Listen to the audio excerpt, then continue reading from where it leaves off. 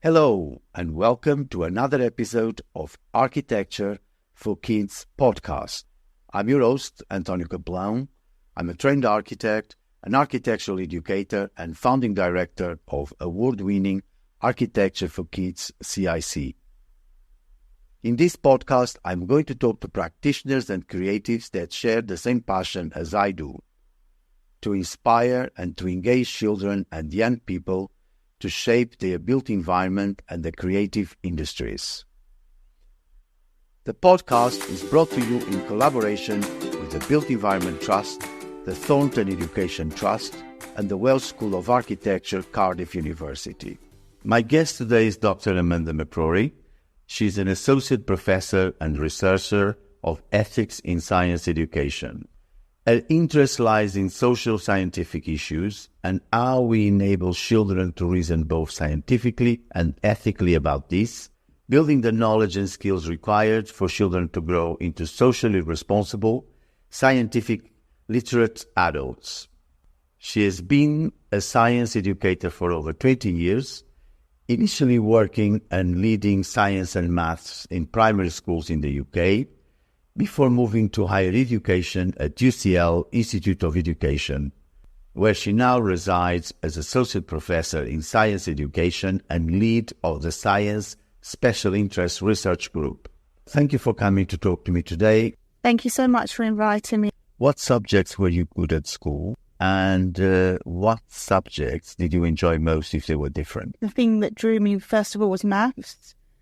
From a young age, I really was engaged with the natural world. So, the sciences came quite naturally to me. Not so much physics, actually. It took me a while to become quite good at physics, but they were the things that I really enjoyed doing. But at the same time, I was an avid reader. I think I grew up in quite a poor area, and a single mum, and one of the things that we did every week was go to the library and choose books to read and enjoy nature along the way. So I was really an avid reader, and then the other thing was that I really liked was the arts, but I didn't feel like I was very good at the arts.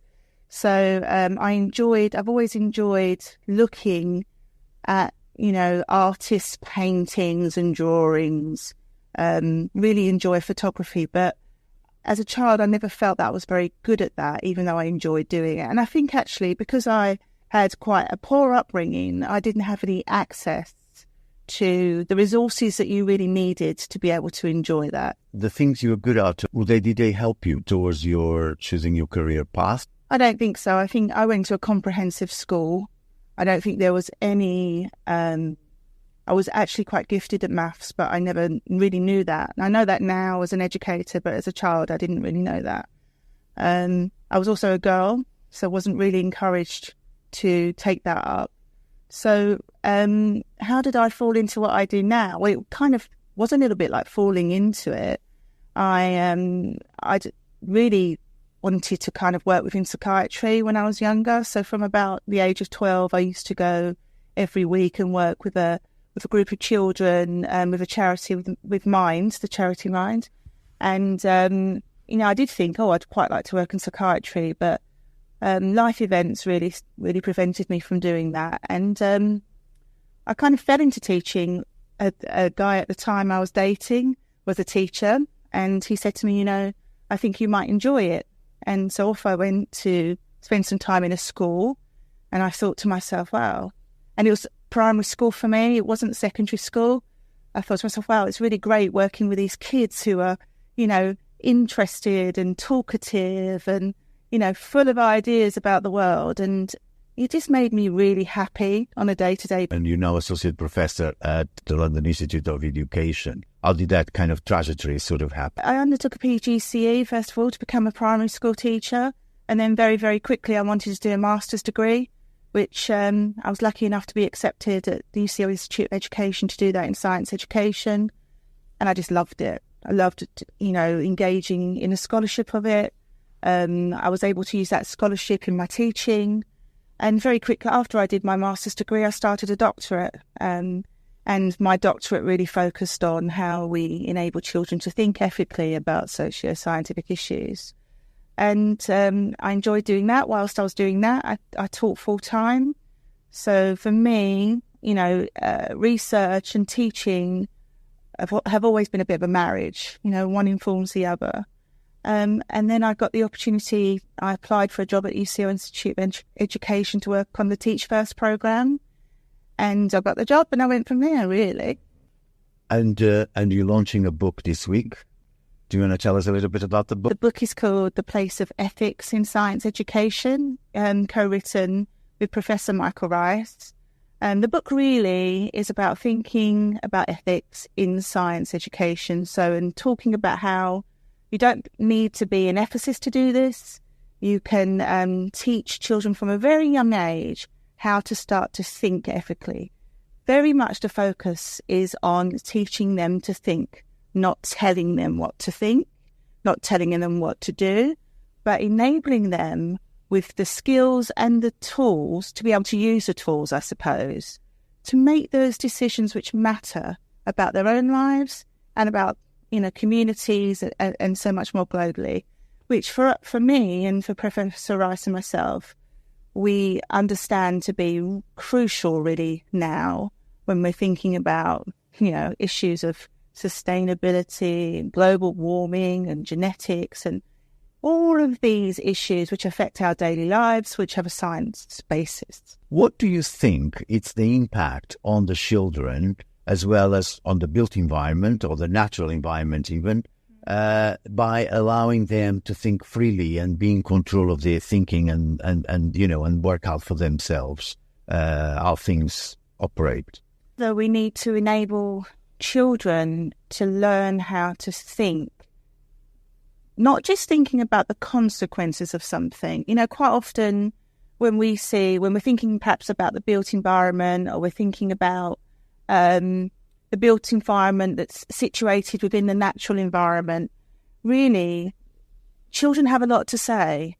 I think now more than ever, children are able to mobilise themselves. They're able to be activists. We see that with someone like Greta. They are in contact with each other. They are informed. They're informed at a touch of a button. They don't necessarily need to go into school. Once upon a time, school was the place where children learned. Now, school is part of children's learning. The social media, the internet, the availability to resources that have never been available really before. And now we've got the movement of artificial intelligence coming in. I think more than ever, we want to hear the children's voice. Quite often it's the children's voice that's been silenced. And yet, all the things that we're doing in terms of the built environment and planning for the built environment, surely that's for future generations. And so we really do need to enable them to make informed decisions let's face it, in a society now where there is so much information that it's information overload. And we saw that in the pandemic, didn't we? Where people perhaps weren't as scientifically literate as they could have been, and it became information overload. So, yeah, I see it really starting at secondary school is too late. We need to be starting with very young children, and the science curriculum allows us to do that, because the science curriculum looks at things like materials and engineering and, gives children the opportunity and the space to investigate those things. And that happens with, 2, 3, 4-year-olds. So there's no reason why we can't be thinking about the built environment or any kind of issues that we want to solve from a very young age. Do you think the curriculum could be doing more? I think, first of all, we have what's called a statutory curriculum, where in England, we have a legal obligation to teach that curriculum. In the early years, it's very cross-curricular, actually, and it's very much, there are 7 aspects of it, and they are not seen as separate subjects. They are seen as subjects that support each other. So that's why, doing project-based learning really, really works. And also, from an early age, we do what's called a child-initiated curriculum. So children have the autonomy to feed into what they want to learn about. As we get into primary, that starts to change a bit. Unfortunately, because of things like the SATs at the end of year 6, learning becomes much more formal. However, there is still room within the curriculum at primary to investigate, to do inquiry across the subjects, project-based learning, to look at ethical issues, to look at engineering and what we need to build and how we're going to build it. So that is there. You use the word more. One of the criticisms about the curriculum is that it's overloaded, is that there's too much within that curriculum for teachers to really attend to. I think, what schools do really well is that they use the curriculum in the best way to teach across the curriculum. So, if you're teaching a science lesson, you may well be incorporating art or drama, or you might be incorporating maths or English, because there is so much for the children to learn. So could they be doing more? Well, I think, unfortunately, unless something is statutory, it may not be taught.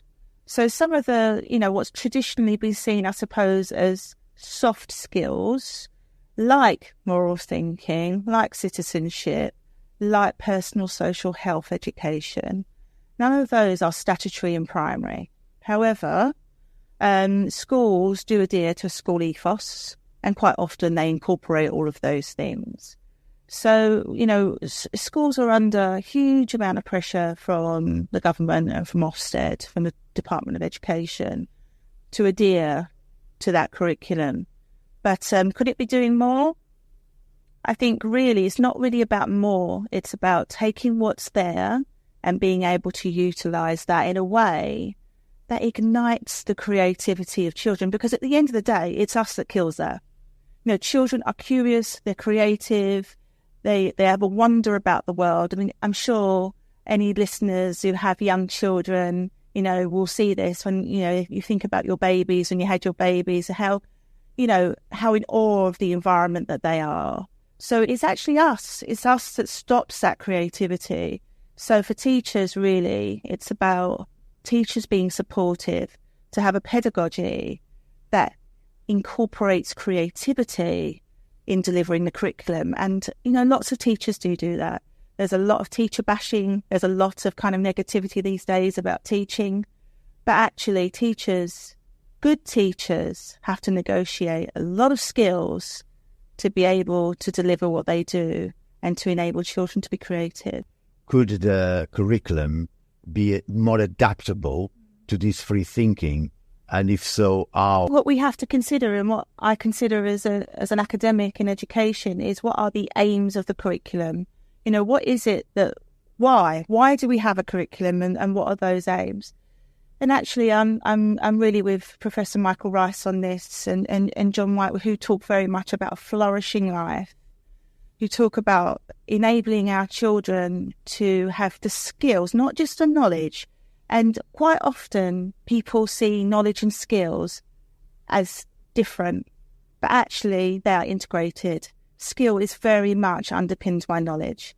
So that flourishing life, to be able to live a life that's healthy, that's happy, which I think maybe in a capitalist society, something that isn't as focused on as it could be. But of course we need money to do that. But money shouldn't always be the focus. Why are we still so focused on rote learning instead of project-based? And how could we adapt, do you think? It's really interesting that you say that, because I think the perception of what teaching is probably incorrect. I think a lot of us look at teaching and reflect on our own experiences in school. And I think when I look back when I went to school, there certainly was a lot of rote learning. That certainly isn't the case now. Teaching and learning is is individualised. It does look at different knowledge and skills. Recently, I've been doing some research with industry, so I've been interested very much in how industry and universities and schools can work together to develop those skills, because talking to Deloitte, the information that the kind of things they were saying to me are, well, you know what, Amanda, we don't even look now at the undergraduate degrees that that students have that we want to employ. We're really looking at the skills that they've got or the way that they think. And so what we're seeing in industry is the development of perhaps skills or test-based skills where, when you go for a job, it's the way that they talk to you. It's about the information that you have or what you draw upon. They may give you a scenario and just talk to you about, what you think about that scenario. Well, actually, that's not too different from what happens when students go for an undergraduate degree. If they're applying for an undergraduate degree, let's say in maths, there's somewhere like Cambridge, that interview will definitely be about not just your knowledge, but the way you think, how what your potential is for thinking. That adaptability, that's already there. That cross-curricular, drawing on all subjects, drawing on different skills, drawing on inquiry across the curriculum is there. But it's what we do with it, So if you've got primary school teachers who know absolutely nothing about architecture, I don't know anything about architecture, and it's because of meeting you and us talking about creativity in primary that made us think, okay, so what opportunities are there for children? So schools do play a part, but so must industry. When we're talking about expertise, this project that I've been talking about with industry and schools, really what I've looked at is the expertise between the experts. Now, the experts in this case have been microbiologists and cybersecurity specialists, and the other experts are the teachers. So there has to be a change in culture and thought, because schools can't be everything. Teachers now are everything. Teachers now are mothers, fathers, they're social workers, they're everything. Schools need support. And actually, if we think about a school, which is a microcosm really of society and the communities that we live in, I actually think, businesses and industry have a responsibility to engage with that. However, I know that that's not always easy. And I know that the focus has probably been on secondary school children, but really the focus needs to be with younger children to grow those skills from a younger age and to inspire. One of the things that I'm really passionate about as a science educator is thinking about how we can inspire young children to want to become scientists, to want to have some kind of profession that is creative. It's even more important now in a world that is rapidly changing because of AI. Once upon a time, when we think about automated learning or automated jobs, there won't be those jobs. When we're thinking about primary school children now, those jobs won't be there by the time they're ready to leave school or whatever. Also, for me, there's an ethical aspect of this. So there's a social aspect about equity and equality. So, children who come from, socially deprived backgrounds or economically deprived backgrounds should have just as much opportunity, just as much vision to enter into the professions that they would like to enter in. And trust me, children start thinking about this from a very young age. If you go into any primary school, kids will be talking about, I know we hear the normal things, people wanting to be footballers and that kind of stuff. But generally kids start to think about this from like the, young, 6 or 7. They want to think about their future and whether or not that's possible. So those of us who adults, we have a really big responsibility, because what we have to be is the role model. We have to, not in a kind of explicit way, but more in a kind of being that example. A young child looking, I think about myself. I'm a white working class woman. I came from a poor background. I didn't see, when I went to school, when I went to university, I didn't have any lecturers who were from my background. And I think it's really important that we have that diversity and difference. And industry can do a lot for that, industry can absolutely do that, but there has to be much more working between experts, not a top-down approach, not okay, well, I'm an expert cybersecurity person and I'm going to come in and tell you what you need to do. No, there needs to be, teachers are experts in teaching and learning and pedagogy, so there needs to be that shared vision and that shared learning and expertise, which benefits us all, right? It benefits industry and it benefits schools. I would like to see these things happening in a much more connected way.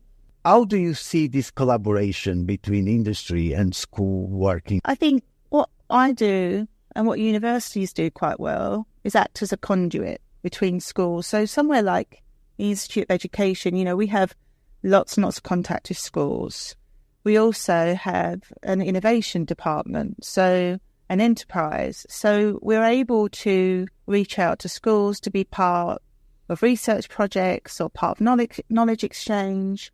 And I think, you say earlier, money is always an issue. It really is a massive issue in schools. Recently I was in Nashville at a conference there, which was looking at innovation and enterprise between industry and universities.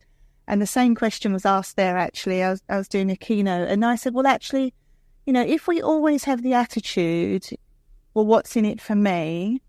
I'm bringing the expertise and I'm bringing the money, so what's in it for me? I don't think we're going to get very far. So I think that, again, there needs to be a cultural change. This is not a poor country, right?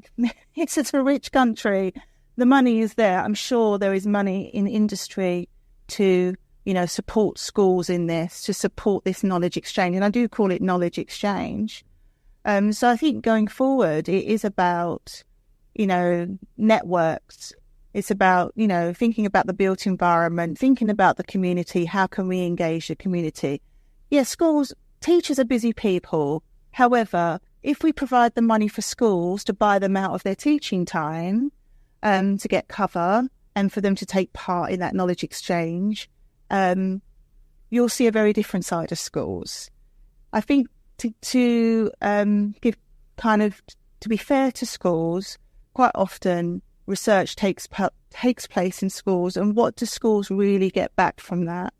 At UCL, what we do is have a commitment to schools. We see it as an ongoing relationship. So, I suppose to answer your question, going forward, we need to build those relationships and we need to be open and honest. And we also need to we're bringing our expertise as shared expertise, not, well, I know better than you because I've got this particular qualification. I think some of us would benefit really from being a little bit more humble in the way that we approach things. I think we're quite short-sighted. I think we need to start thinking more long-term. What I'm interested in terms of my research is teaching children to think there could be multiple avenues or outcomes to this. There isn't just one right answer. The skill of balancing up the consequences, so it may well be, I think about when the Olympic Park was being built for the Olympics and the projects that were going on there. And I think, one of the things that they found, there were particular species there that needed to be, relocated, and school children were involved in thinking about the ethical issues of that. Do we build on that environment or do we protect that environment? Are we able to move those species? Is there an impact on those in relation to the ecosystem? There's no one right answer, is there? The answer has to be considered. You have to weigh up what possible consequences are or intentions are. You have to weigh up what the short-term and long-term outcomes will be. A really interesting project that happened here and across Europe was called the Paris Project. And that looked very much at this, issues that were real, that were relevant, and that needed lots of consideration of thought in terms of impact of doing a particular, this one I'm talking about was about newts, actually, the Olympic Park. But the point is, it's the skill behind it. So that was a project that ran in Europe and here to enable students to think that there isn't one definitive answer.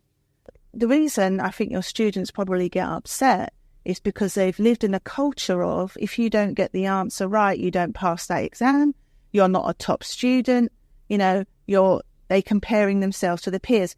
I would say this, I think students, we've always had that, haven't we? I mean, I think we all compared ourselves as students, as children. It's harder for our young today, not only are they comparing themselves to their peers in their class, the world, the whole entire world, they compare themselves to.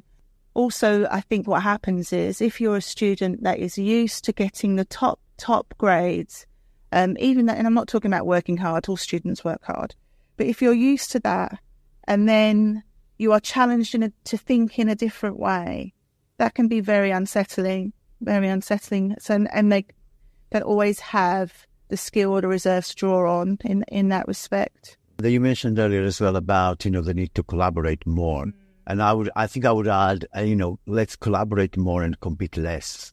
Let's just take our massive egos out of the picture.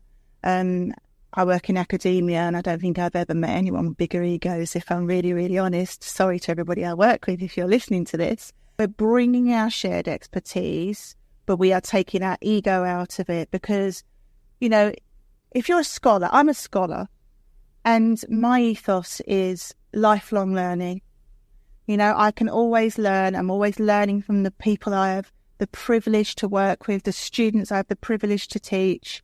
We have to take our ego out of it, and we have to, it's quite a utilitarian approach, I think, in thinking about everyone rather than the individual. And unfortunately, I think especially in this country, and I'm not a particularly political person, but the individual has been the focus for a long time. Capitalism, that's been an impact of capitalism. What affects the individual? We need to get back to the community, supporting the community. How do we give time for each other? It can't be about money. My partner said to me the other day, Amanda, you're always doing something for someone. You're always supporting someone. What I get back from that is really just a sense of happiness and a sense of value, and a sense of I've passed on something to help somebody else. Now, that would be a big conversation about issues with society.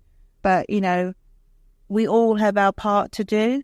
So taking the ego out of it, and I think maybe some ego is something I associate it to when I was young. When I perhaps my ego was larger then because I wasn't as experienced, I wasn't as knowledgeable, and I think there's some discomfort in that, But I think as you become more knowledgeable and experienced, and it helps you to settle, the ego is pushed to one side, and what you find is that you get that value back from others. So we have to build those communities. That's a big issue. That's a big issue that we've got at them. Was there a question I should have asked you that I haven't asked? And what is that question? So it's not really a question that you haven't asked, but really more a reflection of what we've been talking about today. So we've covered the important things, which is about, if I think about what I've said today, for me, it's about relationships. It's about taking the time to build those relationships. It's about not measuring the outcomes of those relationships financially. It's about measuring the outcomes in relation to impact on community and the built environment and everything, that we've been talking about. Thank you so much. Thank you very much to my guest today, to all the listeners, and please subscribe to Architecture for Kids podcast and leave your rating and a review. Recommend us to your friends and family.